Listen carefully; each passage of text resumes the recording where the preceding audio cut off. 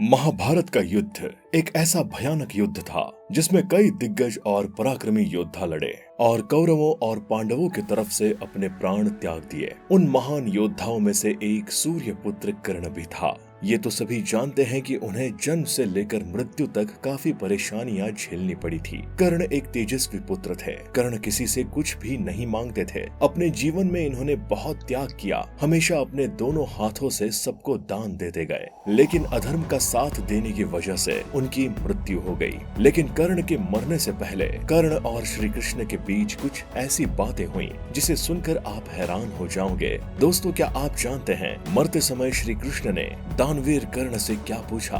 तो दोस्तों, अगर आप ये जानना चाहते हैं तो वीडियो के लास्ट तक बने रहें। महाकाव्य महाभारत हिंदू धर्म के प्रमुख धार्मिक ग्रंथों में से एक है। जब कौरवों और पांडवों के बीच महायुद्ध चल रहा था, तब अंतिम समय कभी कर्ण अर्जुन पर भारी पड़ रहे थे तो कभी अर्जुन कर्ण पर भारी पड़ रहे थे। इन दोनों के युद्ध को देखकर ऐसा लग रहा था कि मानो ये युद्ध कभी खत्म ही नहीं होगा। लेकिन दोस्तों, नियति ने कर्ण के साथ हमेशा अन्याय ही किया है।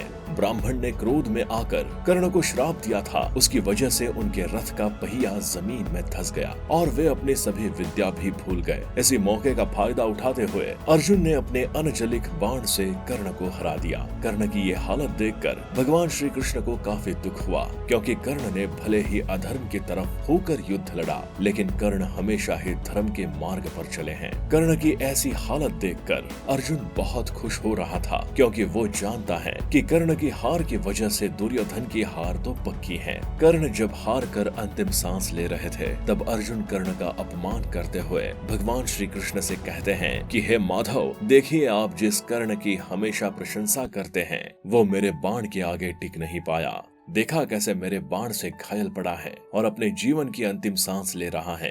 तभी भगवान श्री कृष्ण मुस्कुराते हुए कहते हैं कि हे पार्थ, तुम बहुत अच्छे से जानते हो कि कर्ण का वध तुमने अकेले नहीं किया है, बल्कि मेरे श्राप और बुद्धि से भी हुआ है। अगर मैं और पवन पुत्र हनुमान तुम्हारे रथ पर विराजमान नहीं होते तो तुम कर्ण से जीत नहीं पाते।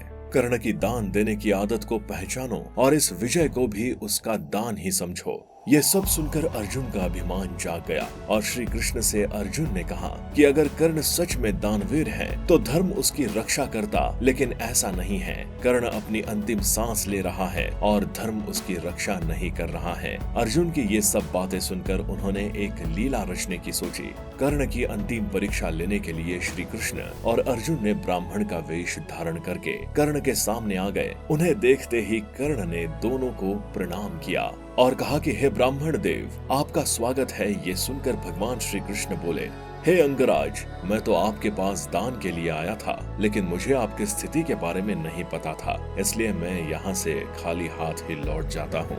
जैसे कि आप सभी जानते हैं कि कर्ण कभी भी अपने द्वार पर आए हुए लोगों को खाली हाथ नहीं जाने देता है। कर्ण अपने आखिरी समय में भी दान देने से पीछे नहीं हटता और अपने पास पड़े पत्थर से अपने सोने का दांत तोड़कर ब्राह्मण को दान देता है।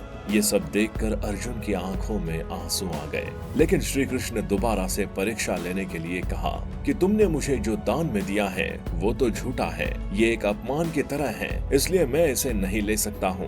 इस पर कर्ण बड़ी मुश्किल से पास में पड़े धनुष्य को उठाकर तीर छोड़ता है, जिसके कारण जल की वर्षा होने लगती है और अपने दांत को उस जल से धोकर ब्राह्मण को दान में दे दिया। कर्ण के इस दान को देखकर श्री कृष्ण और अर्जुन हैरान हो गए और दोनों अपने असली रूप में आ जाते हैं और श्री कृष्ण कर्ण से कहते हैं कि मुझे पता था कि तुम किसी को भी खाली हाथ नहीं जाने देते और तुम्हारे जैसा दानी कोई नहीं है और ना ही होगा।